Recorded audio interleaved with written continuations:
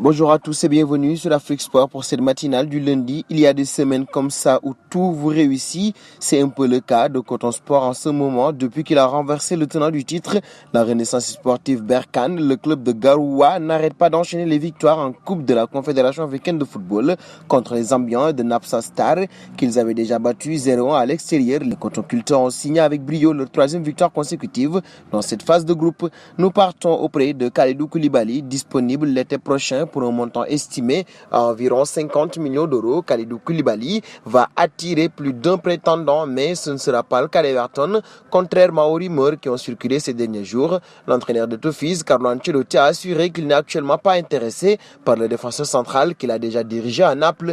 Du dossier Kalidou Koulibaly, nous passons à celui de Salah. Téléfoot indique que l'alternative numéro 1 du club de la capitale, le PSG, conduit à Mohamed Salah.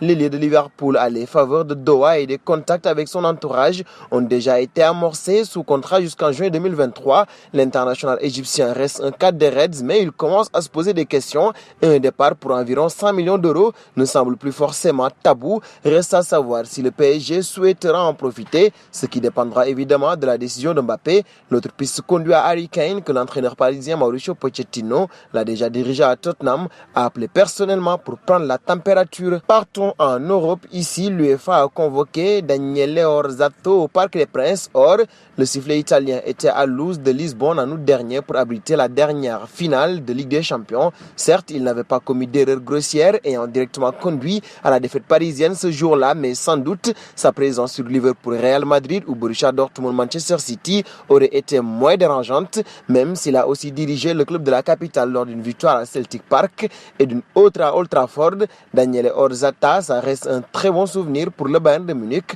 un terrible pour le Paris Saint-Germain. Avec cette défaite, les larmes de Neymar, la commission chargée de nommer les arbitres ne pouvait pas ignorer ce fait, d'où une certaine tendance à la paranoïa. Nous filons en Italie. Ici, la télévision italienne a diffusé des images affichant l'ancien joueur du Real de Madrid CR7 en train d'enlever son maillot avant de le jeter, ce qui a créé un sentiment de malaise autour de l'après-match dans les médias locaux. Certains journalistes et présentateurs italiens affirment déjà que ce geste affichait le ras-le-bol de Ronaldo à la Juve, mais une indiscrétion du correspondant italien du Média Gol, Romeo Agresti, clarifie la situation. Ainsi, CR7 aurait tout simplement lancé sa tunique à un ramasseur de balles qu'il avait demandé au Kenchu Ballon d'Or. Voilà qui montre à quel point la star est scrutée en Italie. Nous terminons en Espagne. Le Real de Madrid a confirmé que Lucas Vazquez avait subi une blessure au ligament croisé lors du Classico avec Barcelone. Vazquez s'est écroulé après un duel violent avec le milieu de terrain de Barcelone, Sergio Busquets, et a dû être remplacé à la fin de la première mi-temps alors que son équipe menait 2-1 au score.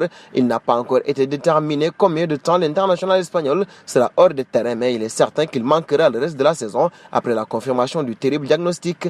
Et c'est terminé pour cette matinale. Nous vous quittons avec la question du jour. Vazquez qui manque au Real, est-ce une mauvaise nouvelle? Vos réponses seront attendues en commentaire.